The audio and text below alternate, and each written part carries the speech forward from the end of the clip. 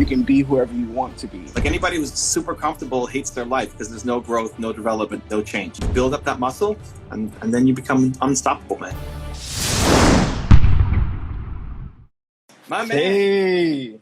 How you doing? I'm doing great. Part of my Movement Makers program, and we gotta make you the voice of a generation. Yeah, I know. I've literally been going through your book a second time around, and I'm just like, okay, now is the time to pull the trigger and go for it a lot more. One of the things of why I wanted to get on the coaching call with you. So yeah, here we are. All right. Well, what do you got? How can I help? All right. So currently, right now, I identified my true why. I might get emotional in the midst of it because I just remembered it. But one of the things that my most painful moment that I had has been always being like shunned out or being silenced for my passion or being very expressive. Most of my friends who know me, they know that I'm very flamboyant, very expressive, very energetic. Sometimes people call me the Energizer Bunny. But when you look at my Instagram or any type of social media platform, it's like, okay, where's the Energizer Bunny? Where's the guy that speaks into that passion? And one of the reasons why I chose that why, because it's a reoccurring thing where I feel that if I do get online, people will start to silence me or silence the energy that I do have. So that's like where I'm at right now. Okay. So where does that come from though? Because that like somebody put that in you. Where it comes from? It comes from literally me being in middle school. Every single day, I would have to find a lunch table and sit by myself or find some hiding spot from the bullies who decided to think like, oh, it's a great day to pick on Trenton or whatever. And that's when I, like, anytime that I was like expressive or flamboyant, it will seem that's like gay or it seemed that's like, oh, he's not a normal dude. He's not a normal guy. And that's where I feel like it comes from, you know? And so how did you get out of it? How did you deal with it through schooling? One, I lost myself into the words of poetry a lot. The only way possible that I felt that I can get out of my own head is to put words on paper. That's one particular way. So you're writing poetry, not reading it. You're like, oh, cool. Yeah. Okay, I got it. So one of the things that from that point on, I started surrounding myself with, I think I was going into high school, and I started surrounding myself with people like Eric Thomas. There was this guy on a basketball team who always quoted Eric Thomas, and I was like, who are you quoting? So once I started surrounding myself with his videos and starting to get into this personal development space, saying like, oh, it doesn't have to be that way. You can be whoever you want to be. So that's particularly like how I got out of it, which just creating an environment around myself first and being like, hey, this is something that other people have been going through and you're not the only one. So like surround yourself with those type of people. Yeah, dude, it's wild. That's before this is the first time we're connecting and before you came on, or it's like just as you came on, I said, you're going to be the voice of a generation. This is it. You've been silencing yourself. The way through is to understand it's through service, right? It's like there's so many kids who are facing the same thing and they have nobody to look up to for hope or inspiration. There's a person who is flamboyant, who wants to express, doesn't know how to do it. Like you found poetry. Like what could have happened if you didn't find poetry? I would say I'll be lost still to this day. I'll still be silent. Or worse, right? I mean, like that spirals downwards quickly. If you take a creative energy and then you suppress all of their creativity and don't let them do anything, like that can go negative sideways real quick. You just poured it into writing, but it could have been anything. You could have poured it into making videos or video gaming or anything, but you poured it into poetry. There's lots of kids who never find that avenue. Like you made it out. Even though you're not done, you're still climbing and going on your journey, right? Like the Instagram is the next version of it. Yeah. But you're way better off. Oh yeah, for sure. Than in middle school, high school, right? confidence, self-love, self-respect, all of it. Yeah. And so finding poetry helped you, but a lot of people never find that thing. And so in you, they could see the path. They could see, oh, this guy is the same as me, just 10 years older, 5 years older, 7 years older, or whatever. And he got out of it. So maybe there's hope for me too. And like that hope is the only thing that they need to start the path, right? Yeah. The hope then leads them to find personal development and Eric Thomas and whoever, right? Yeah. Just that they're not the only one who's this crazy flamboyant person. Yeah. There's some inspiration. So people will try to silence you. This is part of the game. Yeah. But a couple things on that. Like one, it's very usually not personal. Like the people who are trying to silence you aren't the people who are your crew. Right? It's like it's not your mom coming in and saying, "Hey, you suck. Don't post this." At least I hope so. And now you've probably learned to surround yourself with better people and people on a path and growth. And the people who know you aren't the ones coming at you. It's the people who don't know you, who've never seen you before, who are coming at you. And those people, like, think about it. They're coming at you, and the highlight of their day is coming to your Instagram and laughing at your poem. Their life sucks. Like, if that's the highlight of somebody's day, they're going through a lot of pain themselves. And they're just projecting it onto you because they don't know how to deal with it. Yeah. And how you deal with the haters actually becomes inspiration. Like, this is what I think of. If you're posting your poetry and you're worried that someone's going to judge your poetry, like, have you ever posted it or you just kept it to yourself? I posted on Facebook, but like that was like years ago. But like Facebook keeps all the memories, you know. So. And are you still writing? I write here and there. I do mostly like coaching or like helping people in relationships and that type of stuff. That's where I transition from poetry into like just the speaking up a lot more and helping people to find their voice and find their passion in just being themselves and being authentic. So you do one-on-one sessions or what? What do you? I haven't done one-on-one sessions, but like, well, not officially, but like the people who I surround myself in my circle, even some of my friends who may jump on, literally, they come to me because they see that I'm being my true self and they want to know more about how to be that. And oftentimes it comes into offline conversations. So like, it's not a conversation that we're having via Instagram, but it's like on the phone call or FaceTime or anything of that sort. Sorry, it's getting loud outside. But like, those are some of the things that I kind of been doing over the course of like, I'm 25 now. So over the course of from like 16 all the way to 25, that's what I've been like constantly doing. And like, I never like decided to try to get paid for it, but it's just like something that I love to help people with because I was there, you know, I was that person. And if you get paid for it, then you can build a business and then you can help more people. Yeah. Yeah. That's where we're at right now. That's where, that's where the trigger is being pulled at right now. So if somebody's coming and leaving some hate, like if you're going to post your thoughts on something and somebody's going to come and dish out hate, how you respond to that hate actually becomes educational to your community. Like, I play League of Legends a lot. I don't know if, well, maybe a lot. I'm trying to get to gold this season. So my coach has me playing 3 games a day. And I don't know if you ever played League, but the video game community is like, can be super toxic, right? Bunch of kids hate their lives, you know, showing up and something goes wrong and like they're already on tilt.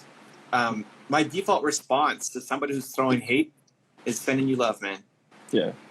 Sending you love, man. And the goal isn't even to switch that person. Like the goal for you, if you post a video on your Instagram with a thought that you have or a coaching session or something, and somebody's throwing shade at you, your goal isn't even to necessarily change them in that moment.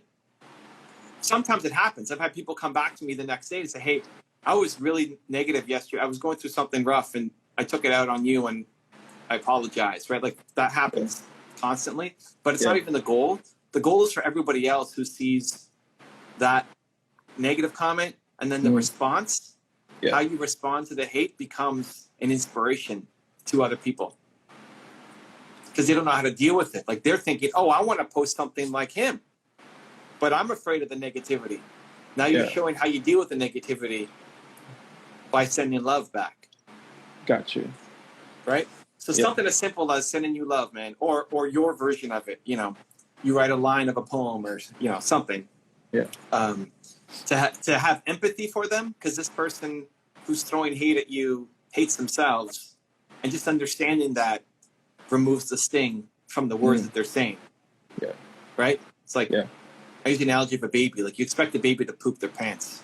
Yeah. That's basically what they're doing. Like, you expect it. You expect somebody who's in a really negative spot. Like, it's really hard. You can't expect people who are in a really negative spot in their life right now to just shower people with love. Their baseline is negativity because not they're a bad human. They just have a lot of pain in their life right now. Yeah. So I'd expect that for some people. It has nothing to do with you. It's them. So you expect the baby to poop their pants. I expect some people to come who are in a painful life and come take it out on you, even though it has nothing to do with you. Got you.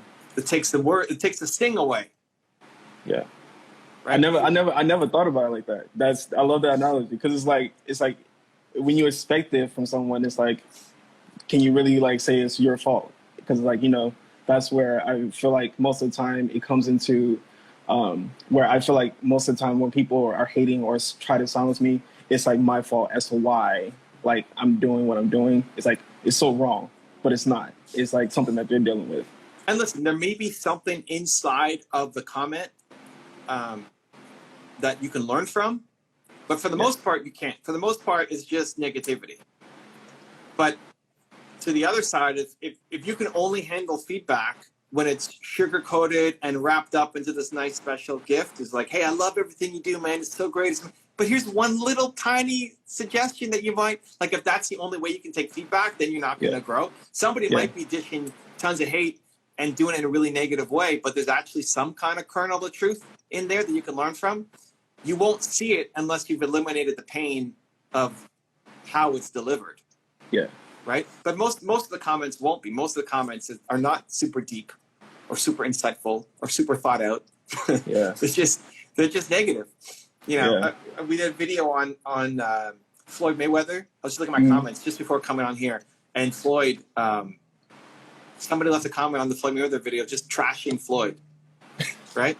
It's like, like, then don't watch the video. Like, if you don't like Floyd, you get high by coming to this video just to trash Floyd and watch. Like, what's the point? I don't get it. Yeah. Right? It's like pain. They're in pain. Yeah. So it's not anything about me. It's not even against Floyd. It's about them. They're projecting.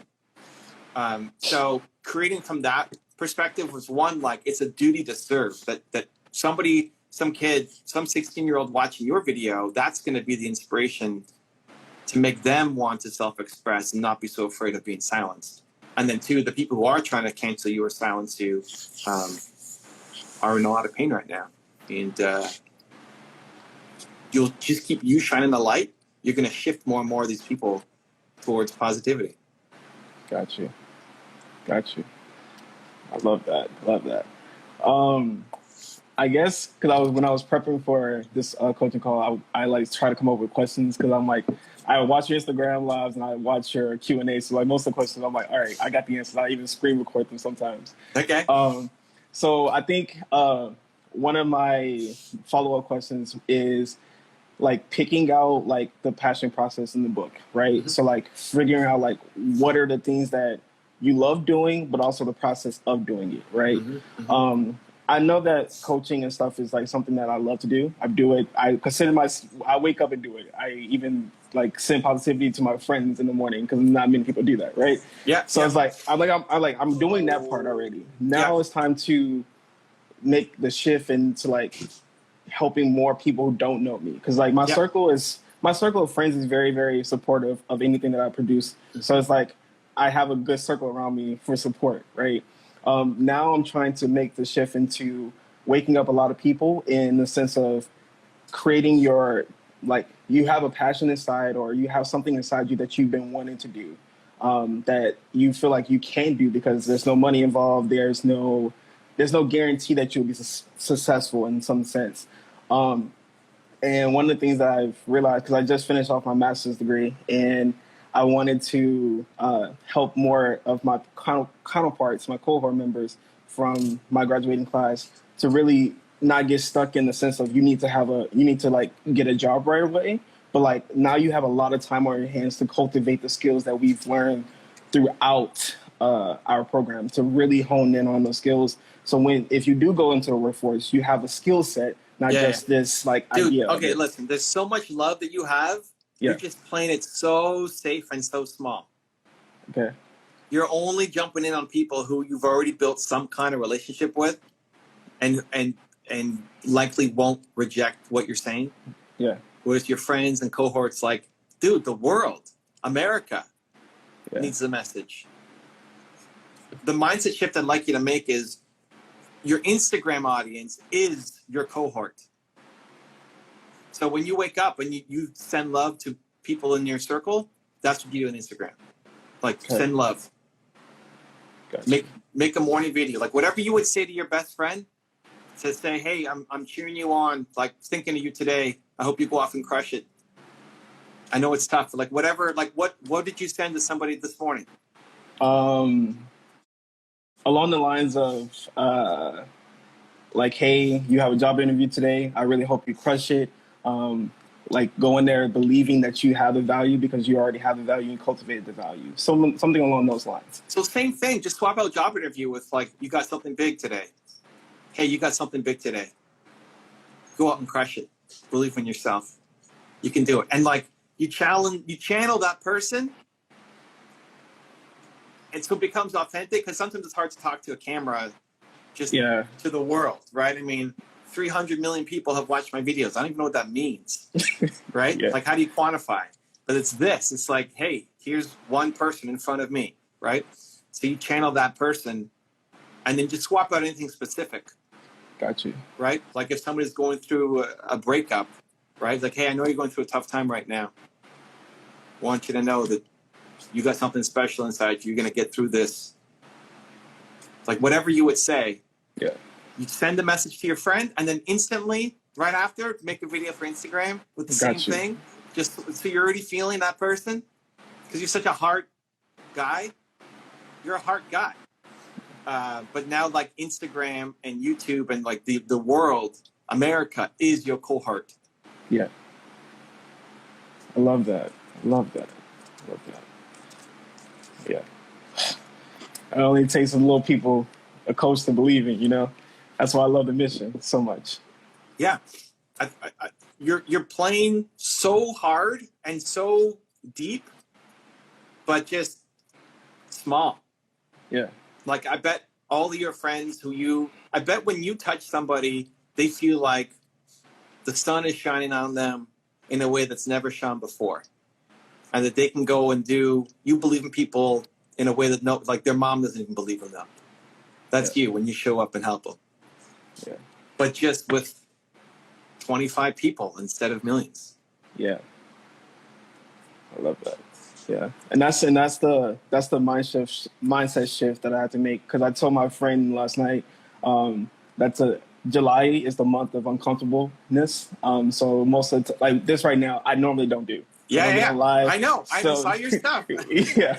So I'm already doing like this type of stuff. So like now I'm stepping into more and more of being the person I am offline, but now taking it to the online presence and like really helping the people who may not have me as a friend, you know? Yeah. So that's where this month is like of growth is going towards. Okay, but so let's step into that. Like if it's the month of uncomfortable, the opposite of uncomfortable is comfortable, right?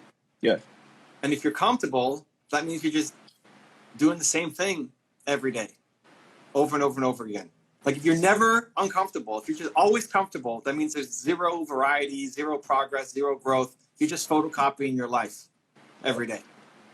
You hate your life. Like anybody who's super comfortable hates their life because there's no growth, no development, no change. So, I mean, do you agree with that? I totally agree. That's like some of the things that it frustrates me. Because like every single day it's the same thing. It's like when people ask me like, what is your plans for today? And I'm like, well, I mean, I'm doing it now. I'm doing the same thing. So it's like I need like new answers, new experiences, you know. So it's not just July, that's the month of uncomfortableness. Yeah. It's the rest of your life. Gotcha. Because that means you're growing. and you're learning. Yeah. Like anytime you get that same thing for me, like anytime I get too comfortable, I get upset and I get itchy, like something has to change. Yeah. So leaning into the discomfort, into the uncomfortable for life. This is now who you are. And then the more you do that, the more you train that muscle, and then the more you inspire others to do it too.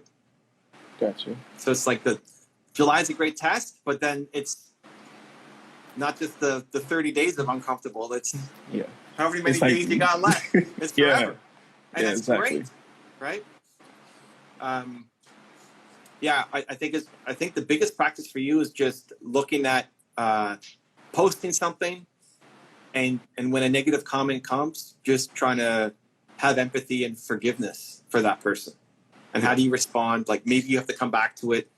Maybe you got to breathe or meditate or whatever, and you come back to it 10 minutes later before you respond. Gotcha.